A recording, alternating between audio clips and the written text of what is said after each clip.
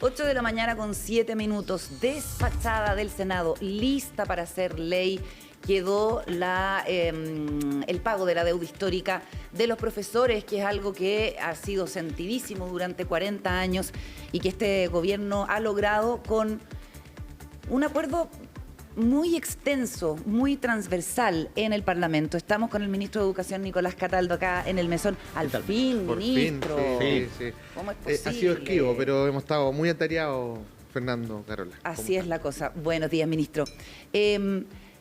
Yo creo que lo primero que hay que hacer notar es que la votación fue altísima. En la Cámara de Diputados, 127 votos a favor, y en el Senado también, y que esto ya se va a promulgar la próxima semana. ¿A qué cree usted, ministro, que se debe este apoyo transversal políticamente en momentos donde cuesta mucho encontrar apoyo transversal y en una política pública que cuesta harta plata en un momento de estrechez fiscal? Bueno, yo creo que son varias las razones. Primero, son 43 años que hay detrás y eso pesa, ¿no? Y pesa en las conciencias, pesa en la visión de los propios profesores que están ahí escuchando, esperando. Son profesores de más de 90 años, de 80 años, profesores que estuvieron ahí hace un par de semanas atrás y que hoy día no están, como la Nolita Zurita, que murió Había una profesora que estuvo siguiendo la tramitación y que murió entre medio. Murió. Y que estuvo en la firma del proyecto de ley y todo. O sea, esa es la realidad de ese segmento docente. Y los parlamentarios lo saben. Esta discusión no es nueva. De hecho, el año 2009 en la Cámara de Diputados se instaló una comisión que analizó las deudas históricas, porque le llamaban, siempre hay eufemismos para este tipo de cosas, frente al no reconocimiento del hecho, ¿no? Y esa comisión, que es la Comisión Montes, que se le llamaba, estuvo a cargo Carlos Montes, hoy ministro de Vivienda, en ese tiempo diputado, antes de ser senador, tuvo una transversalidad grande. Sergio Bobadilla, hoy aún diputado de la UDI, Francisco Chaguán, que en ese tiempo era diputado, hoy senador. Es decir, tú te encontrabas con personas de todo el espectro político. Muchas veces el Parlamento sacó proyectos de resolución, sacó acuerdos, era tema en las discusiones de las leyes de presupuesto, pero faltaba una parte relevante, que era la voluntad del Poder Ejecutivo de hacer algo, ¿no? De sentarse a conversar. Más de alguna vez se sentaron a conversar, de hecho, pero siempre quedaba trunco el acuerdo. Esta vez pasó algo muy distinto. Primero, un presidente disponible y convencido de que esto había que sacarlo. Él hizo un compromiso personal con los profesores.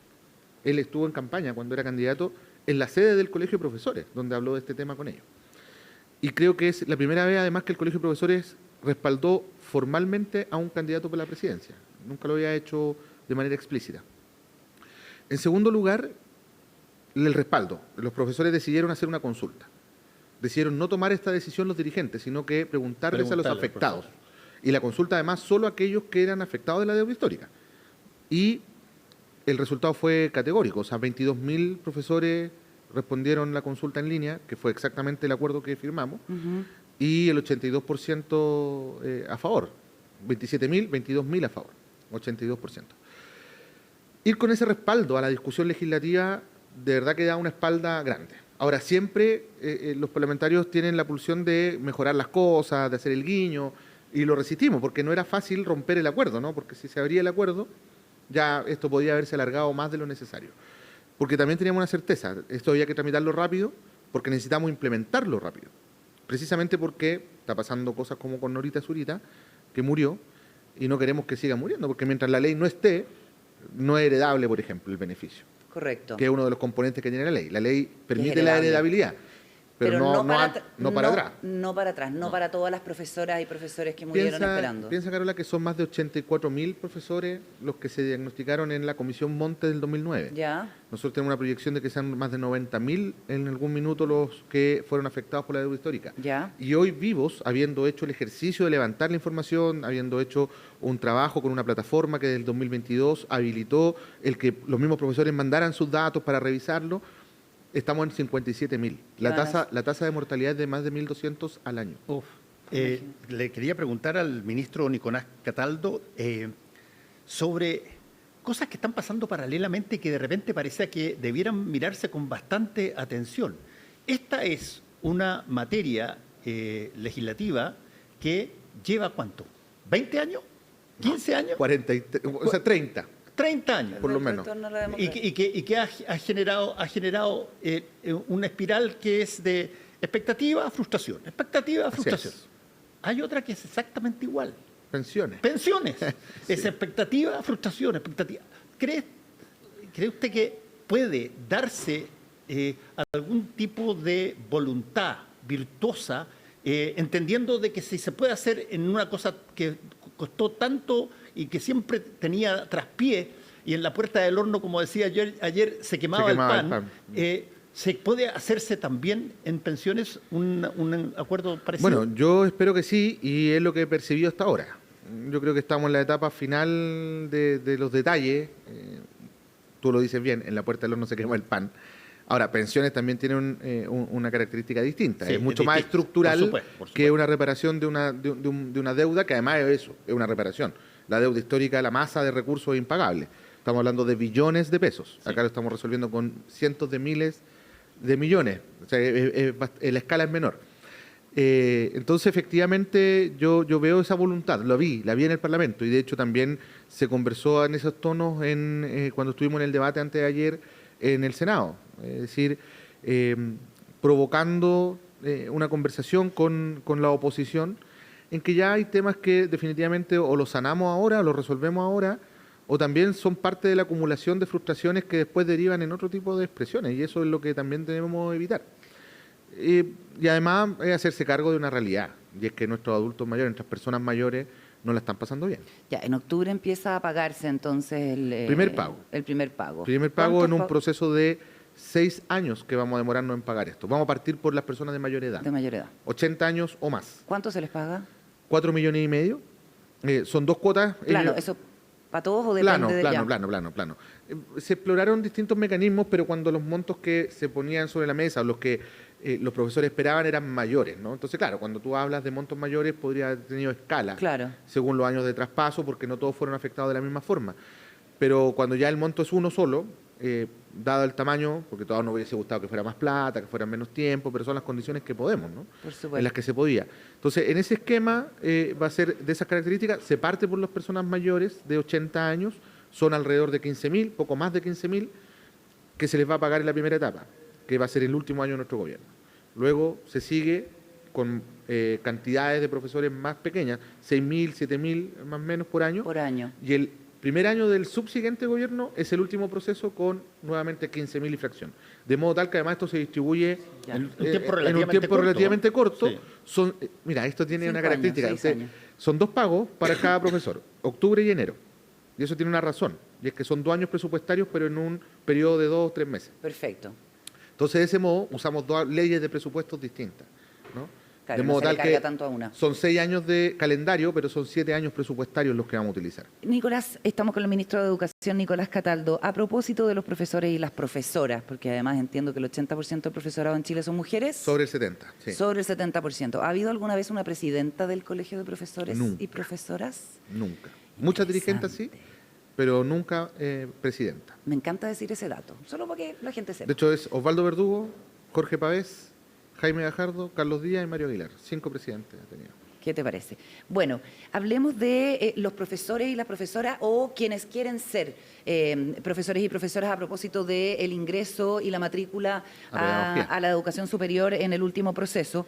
Hay una baja de un 1,5% y está la preocupación también por los requisitos que se le pide a la gente que entra a las pedagogías para cubrir la demanda de profesores y profesoras que se requiere. No se están aplicando las normas que se habían establecido para una mayor exigencia en términos de puntaje. La rectora de la UMCE dice que más puntaje no necesariamente implica mejores profesores. ¿Es así? Es así.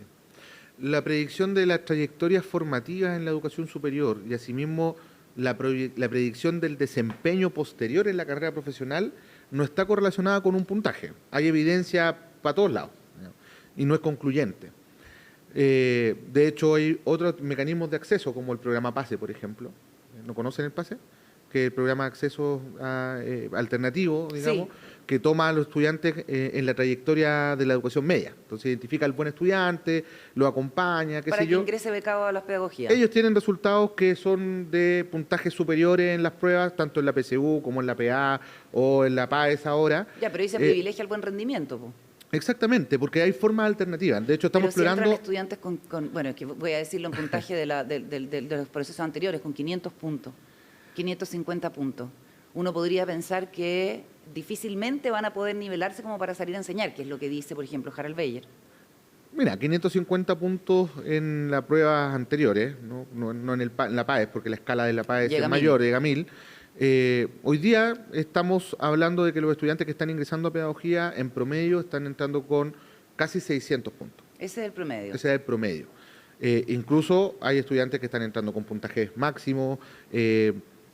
Subieron las postulaciones en matemáticas, en ciencia, eso es una buena noticia porque es donde más escasean profesores. Mira, hay un debate también relevante. La escasez de profesores no es en general, es en particular en algunas áreas y en algunos territorios. No tenemos un problema de que nos falten profesores en todos lados ni en todas las asignaturas. Hay algunas asignaturas como ciencia, matemática, inglés, educación de párvulo, y esa es una de las noticias preocupantes para mí, más que el 1,5, es que bajamos mucho las admisiones en educación de párvulo. ¿Cuánto? Fue un 6%. 6%. 6%. Entonces, habría que generar incentivos para que sea atractiva la carrera. Ese es el punto, hay que generar incentivos, poner más requisitos, no va a generar más atracción de profesores, lo que va a hacer precisamente es que va a ser más difícil el costo de oportunidad de entrar a estudiar pedagogía versus otra carrera pensando en la rentabilidad futura. Me refiero a cuál es el salario con el que van a poder acceder si estudio ingeniería civil o si estudio pedagogía. Yo me encantaría que todos los estudiantes de pedagogía entraran con 1000 puntos. Sí. Pero hay un tema de realidad. O sea, el mercado laboral tiene una complejidad. El salario docente ha ido aumentando, mejorando en comparación a las otras carreras, pero las condiciones en las que ejercen los profesores no siempre son las más adecuadas, sobre todo en materia de convivencia escolar y violencia. Estamos conversando con el ministro de Educación, Nicolás Cataldo. Recientemente salió, y creo que lo mencionó usted, una situación que, es trascendental para el futuro, que es profesores que enseñen pedagogía digital, tecnología. Salió por ahí en algún lugar de que había muy pocas personas que podían enseñar aquello y sin embargo cuando salen del colegio o de la universidad y tienen que acceder a trabajo, va a ser uno de los checks que les van a poner quienes los contraten si es que son capaces de hacer o no hacer gestión digital y funcionar en este mundo moderno. ¿Qué tanto hay preocupación y cómo se aborda ese tema? Bueno, mucho. Una gran pregunta, Fernando, porque nadie sabe muy bien cómo, así como desde el sentido común, ocurren estas cosas.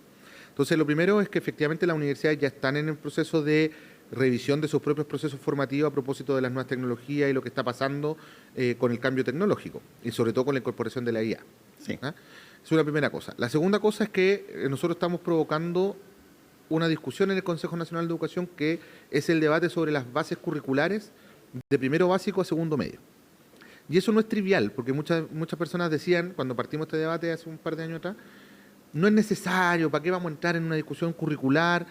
Es todo lo contrario, o sea, esto ha cambiado tanto en las últimas décadas que es obligatorio que tenemos que hacer un cambio a las bases curriculares, un ajuste. Y dentro de esos ajustes viene la incorporación de estos temas con mucha fuerza, y eso es lo que luego mueve la formación docente. Si no cambia el currículum, ¿por qué va a cambiar la formación docente? Claro. O sea, ¿por qué a los profesores los van a formar para algo distinto a lo que se exige curricularmente? Por eso es tan relevante adecuar las bases curriculares. Primero porque ha pasado de todo en 10 años. Las bases curriculares son de hace 10 años atrás, cuando ni siquiera existía la inteligencia artificial, por poner solo un elemento encima de la mesa. Y entonces, para que nosotros podamos con fuerza mover la formación inicial docente, meter los recursos para que haya adecuación en la formación de profesor y profesora, necesitamos tener un marco curricular diferente al que tenemos hoy día, no en lo sustantivo respecto a los contenidos, sino que en metodología, en la incorporación de nuevas asignaturas, de la incorporación de las nuevas tecnologías, el uso de la inteligencia artificial, entre otras cosas. Entonces, estamos en ese proceso y esperamos durante este año cerrar el debate con el Consejo Nacional de Educación para comenzar su implementación. Entre otras cosas, ministro, porque hay un tema en particular justamente en este tema, valga la redundancia, y es que todo lo que está pasando en materia de tecnología y en materia de estas nuevas cosas son básicamente las cosas que generan, a ver, no solamente generan una suerte de igualdad o mayor, si se quiere, equiparamiento de la población a la hora de estar siendo educada, pero es que todo lo que puede ser digital va a ser digital. Así es. Y eso es algo que lo sabemos desde hace por lo menos unos 10 o 15 años atrás. Y desde ese punto de vista, las personas no pueden generarse una nueva brecha entre los que saben actuar en el mundo tecnológico y los que se quedaron pegados atrás, porque esa va a ser, no hay a nadie a quien echarle la culpa ahí. Y ese es el gran desafío en materia de equidad para el futuro. Y cuando digo el futuro me refiero a los próximos 5 o 10 años. Así de corto. Estoy de acuerdo contigo, Fernando, pero como te decía recién, si no cambiamos nuestra estructura curricular en la escuela, que es decir, qué es lo que le estamos enseñando a los niños y niñas, de qué forma le estamos enseñando a los niños y niñas, eso no es espontáneo, eso está prescrito, ¿no? ¿Y el a través del gobierno va a currículum. impulsar eso? Ya está. Ya Nosotros ya ingresamos al Consejo Nacional de Educación, que es nuestro espacio de check and balance. Pregunta. Porque el Ministerio no dicta por sí solo la propuesta, porque si no estaríamos en un escenario complejo. Ministro, ¿usted es partidario de que se prohíban los celulares en los colegios de kinder a cuarto medio en todos los espacios del colegio, como lo hizo Brasil? No, yo soy partidario de que tiene que estar regulado, que en algunos segmentos de las etapas o de la trayectoria educativa sí debe estar prohibido, pero creo que es una herramienta, es lo que estábamos hablando recién, o sea, más que verlo como una herramienta que es nociva o perniciosa para el proceso formativo de los estudiantes, es cómo utilizamos y le damos la potencialidad de la herramienta para los propios procesos de aprendizaje. Esa misma herramienta dentro de la sala. Por supuesto. Ahora, miren, yo recorro harto escuela y casi en todos los lugares donde voy hay una cajita, que es la cajita de los celulares, donde están todos los celulares ahí y los estudiantes durante el periodo en que están en clase no lo usan. La pregunta que no se hace es, además, ¿qué pasa después de que se van de la escuela? Porque la escuela cumple un rol en un periodo determinado de tiempo. Y claro, los problemas o los efectos más nocivos están precisamente lo que pasa fuera de la escuela, sí, que es donde está la mayor parte del tiempo interactuando con... Ahí hay una estadística horrorosa. brutal, sí. Que es, por ejemplo, a ver, ¿cuánto tiempo pasa hoy día un estudiante, por ejemplo, concentrado en su celular versus teniendo conversaciones humanas con seres humanos? Totalmente. Eso está cambiando enormemente y está generando unas horas de preocupación sobre la tecnología y un desprecio un poco a conversar con personas de carne y hueso. Y eso, Fernando, Carola, provoca otro efecto que es aún más complejo. Y aquí nos estamos metiendo como bien en el fondo del asunto.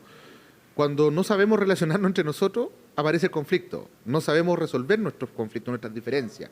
La resolución pacífica de los problemas en realidad terminan resolviéndose a golpe y de otra forma. Se pone en riesgo la democracia. ¿Ah? Ahí es donde se pone en riesgo la democracia. Y disculpa, Carola, pero hay otro elemento. Toda la evidencia indica que el mayor aporte que hace la escuela a los resultados de aprendizaje de los estudiantes pasa esencialmente por la construcción de buenos climas de aprendizaje. Entonces, si no tenemos buenos climas, es menos probable que aprendan los estudiantes. Y lo que está provocando esto es que hay menos posibilidades de construir buenas relaciones. Entonces, estamos en un escenario en el que si no rompemos la tendencia nos vamos a ir un poquito lejos como sistema educativo. Estamos con el ministro de Educación, Nicolás Cataldo. Harald Beyer estuvo con nosotros hace algunos días acá en la radio y opinaba que el fin de la selección ha afectado negativamente la movilidad social y aunque el sistema de admisión escolar ha funcionado bien en términos generales, no ha logrado reducir la segregación educativa, que era uno de sus objetivos principales, y las familias siguen prefiriendo la educación mixta más que la pública. Mira, con toda la campaña que tenemos en contra de las escuelas públicas a lo largo de todo el año, es muy poco probable que las familias adhieran a la educación pública. Pero hablemos de evidencia primero y después hablamos de intencionalidad. La educación pública está creciendo en resultados. La educación pública está creciendo más rápido que el resto del sistema en asistencia, está evitando mayormente la deserción escolar. La deserción escolar principalmente está ocurriendo en los sectores medio altos y en los particulares pagados específicamente. Sus resultados de aprendizaje están creciendo más rápido también en la educación pública que en el resto del sistema. Según PISA, según CIMSE. Según CIMSE. Sí, que es nuestra evaluación nacional. Las brechas siguen siendo favorables al mundo privado. eso es evidente. Pero, O sea, hay menos brecha en la pero se están educación cerrando esas brechas, efectivamente. Ahora ingresaron a la educación superior más estudiantes que provienen de la educación pública, crecieron más. El mundo particular pagado creció un 4,4%, el mundo que viene de escuelas públicas creció un 5,7% en el acceso a la educación superior. La mayor cantidad de postulantes a las universidades de mayor prestigio y a las carreras de mayor prestigio, adivina de dónde vienen. De la escuelas mayor cantidad de públicas postulantes. y particular postulantes. Y hay que ver ahora el proceso de admisión porque está en proceso. Sí, pues porque pueden postular, pero si no quedan, no... No, sí, pero hay un tema de autoselección que opera. Nadie con 500 puntos postula medicina. Nadie. Ya, ok. Entonces, ahora hay que ver la admisión. Pero la mayor parte de los habilitados que quedaron en condiciones de poder postular son de la educación pública y escuelas emblemáticas en particular. Fíjate que si yo tomo el promedio de los particulares pagados que rindieron PAE, son 58 estudiantes promedio a nivel nacional, por establecimiento particular pagado. Los emblemáticos tienen en promedio casi 500, entre 400 y 500 estudiantes que rindieron la PAE. Es decir, casi 10 veces más. Ya, y sin si yo embargo, de considero los los 100 cien- mejores colegios, 98 son ¿Tú sabes cuál es el primero? ¿Cuántos particulares estudiantes rindieron pagados. en el primero? súper poco. 12. Sí, pues, que sí, Entonces hay un sabemos. tema de escala. ¿no? Sabemos. Ya, Pero pues, también pero hay colegios digámoslo. públicos que son chicos y hay liceos que tienen pocos No, alumnos. No, en general la educación pública es masiva. Los establecimientos que son chicos son los rurales, pero los establecimientos de educación pública urbanos Sí, suelen ser más masivos. No Pero- son de pocas matrículas, porque hay un tema de economía a escala. Lo que hacen los hospitales públicos es concentrar la matrícula en un mismo lugar para que sea rentable, digamos, desde el punto de vista financiero. Está bien. Se lo pregunto de otra manera. Desde que se instaló la reforma educacional en el año 2016, Lo que yo quiero decir, Carola, disculpa que me Sí. interrumpa, es que no le podemos decir al SAE que es el responsable de los problemas de calidad que vienen arrastrándose hace como 20 años o más en Chile, porque el SAE ni siquiera ha aplicado todavía la primera generación que rindió PAES en establecimientos emblemáticos de la región metropolitana. usted dice, hay que esperar eso. Por supuesto. Yo entiendo que esta fue la primera Además, PAES ojo, con... el SAE, no. Sí, pues si el- ya llevamos 8 años y en Recuerda los que la liceos última- van de séptimo, cuarto medio. Recuerda que la última etapa en la que entró en régimen el SAE fue en la región metropolitana, en los emblemáticos. Todavía no egresa la primera corte de estudiantes que ingresaron por el sistema de admisión escolar Y- del Instituto Nacional. Y no podemos hacer esa evaluación en regiones, porque no hay... En general, los Igual habría emblemáticos que son de hacerla. Santiago Cuesta Providencia, más, para que seamos Habría claros. que hacerla. Ahora, ojo, Pero en otro términos dato generales- relevante A es ver. que el 20% de mejores resultados tiene la misma participación en términos del N y del porcentaje de estudiantes que vienen de la educación pública, solo que antes se concentraban en 3 o 4 establecimientos, hoy día están distribuidos en más establecimientos.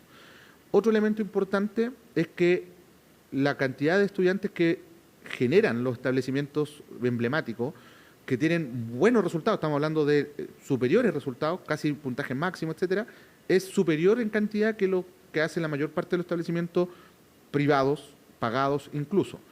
Otro dato importante es que muchos establecimientos emblemáticos, no solamente el Instituto Nacional, presentan equivalentes resultados. Estamos hablando del Liceo Las Tarrias, estamos hablando del Liceo 1, etcétera. Ninguno Entonces, de esos lo que está en quiero el decir, ranking de los mejores de la por PAES. masa, Pero ya, por masa, ya. por Usted masa. dice que Antes ese, sí. ese es el... Ahora, importante es señalar Solamente que el por masa. SAE hace otra cosa. Pero es que antes no era así, pues entonces el contrafactual existe. Sí, pero no le podemos decir, no podemos Antes decir no que era es el así. SAE el Antes responsable. los colegios tradicionales que seleccionaban, colegios públicos, estaban en los lugares más destacados, hoy no están en los lugares más destacados. ¿Y hace No cuánto es no tan están en los difícil- lugares más destacados? no es- hace como 5 años.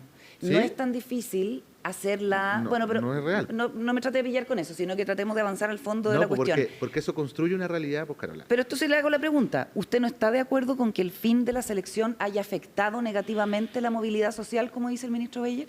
Yo creo que aún ¿El es exministro muy Beyer? pronto para poder observar un fenómeno de esas características. Lo que sí tengo claro es que el problema de los resultados en los establecimientos emblemáticos en la masa que se tenía hace 10, 15 años atrás, partió mucho antes que la existencia misma de la ley de inclusión. O sea, los resultados a la baja en establecimientos emblemáticos comienza a ocurrir antes de que incluso llegara al de la ley de gobierno la inclusión. presidenta Bachelet. ¿Y cuál es su explicación? Bueno, yo lo dije el otro día en una entrevista, y aquí yo soy taxativo. O sea, a ver, Yo no quiero eludir el problema, Carola, para que no se me Que en el malcomprenda. fondo la calidad de la educación pública, Solo quiero que ¿cierto? hablemos en serio, y no lo digo por ti, lo digo por el debate en general. Entiendo. El problema es el de convivencia, el problema es la violencia escolar. Si la escuela, lo que más aporta, el factor que más incide en los aprendizajes, son la construcción de buenos climas de aprendizaje, y hay malos climas, se desfavorecen los aprendizajes. Cuando las familias miran la cantidad de hechos de violencia graves, extremas, que ocurren en algunos establecimientos y dicen, yo no voy a mandar a mi hijo allá, yo voy a meter a mi hijo a otro lado. Hay un proceso de autoselección en el que estos colegios empiezan a retroceder. Entonces, no le echemos la culpa al mensajero. Él sabe lo que nos está haciendo es mostrar un problema. Ministro, hay dos características que tiene una civilización para continuar siendo civilización. Una es lo que podríamos llamar tasa de natalidad, es decir, que los seres humanos generen nuevos seres humanos. Y la segunda es la calidad de su conocimiento, y que eso tiene que ver con la educación, que las generaciones progresivamente sean mejores las que vienen que las que de alguna manera eran sus padres y eran sus abuelos. Desde ese punto de vista, ¿qué prioridad en términos de, por ejemplo, los presupuestos, en términos de la atención, de darse cuenta de fenómenos particulares que hay que tratar, encuentra usted que la administración gobernante, a ver, qué tan serio tiene este tema? Mira, nosotros estamos haciendo un tremendo esfuerzo hoy día por resolver problemas estructurales que tiene el sistema y lamentablemente nos vimos hace mucho tiempo discutiendo temas estructurales que nos han hecho perder un poco el foco en temas relevantes como, no sé, de qué manera fortalecemos la lectura y la escritura, que es algo que estamos trabajando en este minuto. Ya, pero eso depende de usted, pues, del gobierno. No, pues claro. Lo que estoy diciendo es que... Es que si decimos, como decía Ascanio Cavallo en la columna, si decimos que todo es estructural, al final, ¿cuándo nos arremangamos? Por eso. No hemos pasado mucho tiempo como país resolviendo problemas estructurales. Los debates en educación han sido sobre estructura del sistema más que sobre pedagogía. Eso es lo que estaba diciendo. La violencia, la infraestructura. Más que sobre contenido. Sí, ahora, eso no es irrelevante considerarlo porque, por ejemplo, a mi juicio, cuando hablamos de temas estructurales, como el hecho de que en una cantidad muy relevante del sistema público, los actuales alcaldes municipales, los municipios que administran la educación, están siendo incapaces de pagar sueldo, lo que termina ocurriendo en nuestro territorio es que no hay clase. Entonces nos estamos gastando mucha plata en poder subsidiar los déficits que hoy día están teniendo los sostenedores. Ministro. Eso no es trivial, porque cuando no hay clase no hay aprendizaje. Entonces hemos tenido que contener una crisis post-pandemia en la que disminuyó la tasa de asistencia. Nuestro sistema de financiamiento se basa en la asistencia de los estudiantes, donde además... Pero la autoridad es la que tiene que buscar una vía de solución, Eso es lo más que seguir haciendo, diagnosticando. Pues si no hay diagnóstico, acá hay soluciones. Y último... hemos hecho contención. De hecho, este gobierno es el que más ha nombrado administradores provisionales. Lo que quería decir, para poder cerrar la idea, a propósito de la pregunta, Fernando, es que al mismo tiempo que estamos enfrentando un debate pedagógico para mejorar los aprendizajes, la reforma al currículum, programas de aprendizaje que estamos trabajando en conjunto con Fundación y con otros tipos de instituciones que están pensando en estos temas, también estamos trabajando en los temas estructurales que hoy día están evitando que los aprendizajes ocurran. Cuando llegamos al 2022... Por ejemplo... Los temas de infraestructura, por ejemplo. Claro. Los problemas de pago de remuneraciones que generan paros larguísimos. Se nos acabó el tiempo. Pero obviamente que la agenda legislativa del Ministerio de Educación va a ser súper intensa después del receso, ¿cierto? Tengo una agenda de último año que es como de todo el gobierno. Claro, porque además para la aprobación del presupuesto quedó sujeto y supeditado a el tema de los SLEP y de una serie de cuestiones. ¿Cómo vislumbras en términos súper generales ese debate y la disposición también de la oposición a seguir apoyando a los servicios locales de educación? Mira, yo creo que el debate de los servicios locales está superado. Hoy día el debate complejo que nos queda pendiente con la oposición es el del SAE. Y ahí yo solo hago un llamado, digamos, que es a discutir bien, no a discutir ideológicamente. O sea, esto siempre es ideológico, pero yo diría que hagamos la discusión con la evidencia. El SAE no es responsable de nada.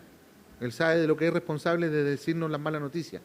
y decirnos las malas noticias que Chile arrastra por décadas, ¿no? ¿Y el gobierno proponer alguna modificación? Sí, estamos al SAE? trabajando, de hecho, en una comisión de expertos transversal que constituimos, que preside Silvia Seguirre, precisamente, y que ahora a fin de mes tiene que evacuarnos una propuesta de modificaciones.